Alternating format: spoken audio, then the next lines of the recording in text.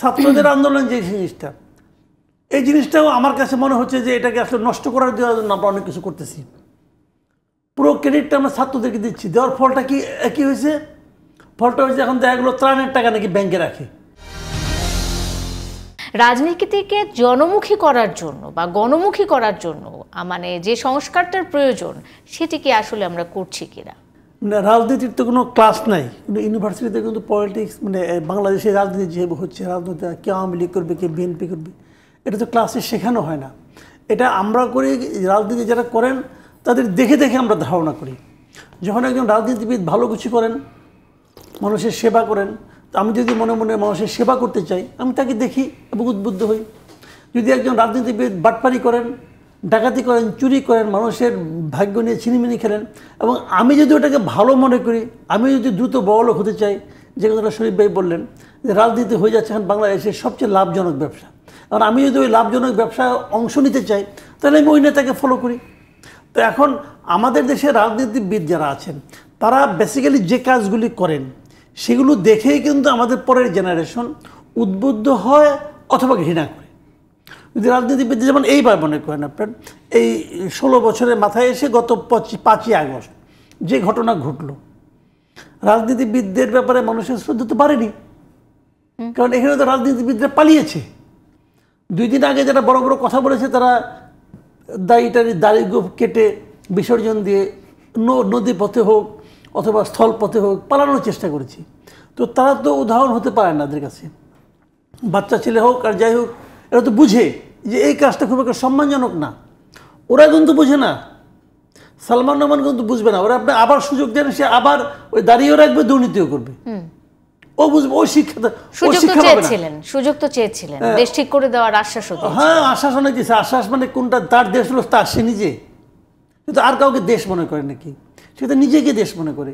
এই লোকটা আমি বুঝেই না যে লোকটা বাংলায় বলতে পারে না রে ভাই ভালোভাবে, সে বাংলা পড়তে পারে না। তো এটা অনেকে যায় নাকি, সে কিন্তু বাংলা পড়তে পারে না, তার ঘরের ভাষা হলো ইংরেজি এবং উর্দু।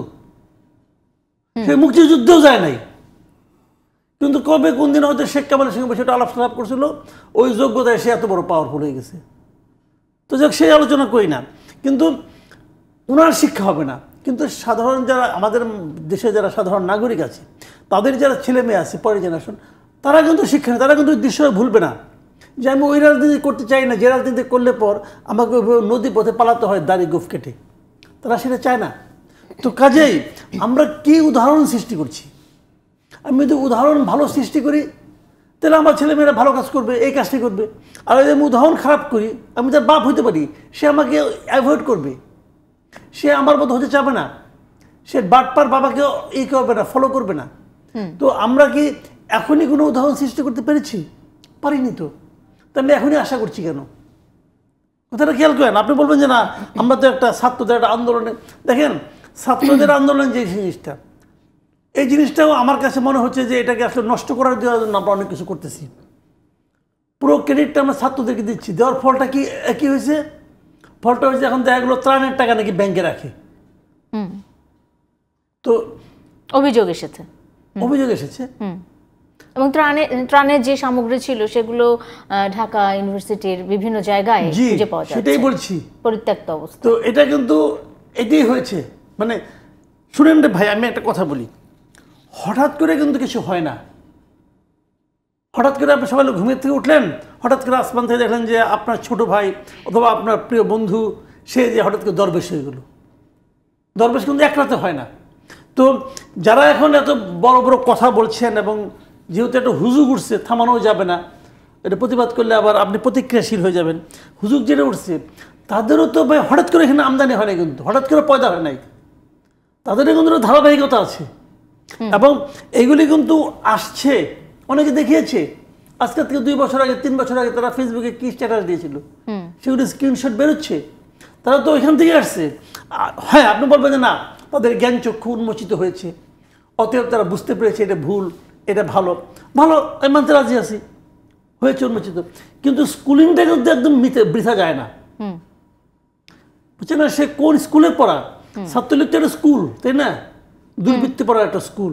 তো ওই স্কুলে পড়াশোনা করে হাতে এত টাকা পাইয়া আপনি সাধু হয়ে যাবেন, কঠিন, একটু কঠিন। আমাদেরও তো ভাই চুল টুল পাকছে কিছু, তো দেখি। তো যা হোক, তারপরেও ওনাদের তো সম্মান দেওয়া হচ্ছে। ইউনূস সাহেব বলেছেন ওরাই আমাদের এমপ্লয়ার, তো ঠিক আছে, এমপ্লয়ারটা কোন পর্যন্ত নিয়ে যায় আমরাও দেখেছি। কিন্তু বিষয়টা হলো, আপনি যে রাজনীতির যে সংস্কার বলছেন, রাজনীতির সংস্কার বলে কেউ করা যায় না। রাজনীতির সংস্কার কমিশন বসিয়েও করা যায় না। রাজনীতির সংস্কারটা এটা জেনারেশন টু জেনারেশন হতে হয়, বুঝছেন? ওটা জেনারেশন দেখে দেখে হয়। আমার আগের রাজনীতিবিদ কি ছিল, আওয়ামী লীগের রাজনীতিটা কি আসলে, এটা আওয়ামী লীগের শেখ মুজিবকে দেখে দেখে শিখছে এরা।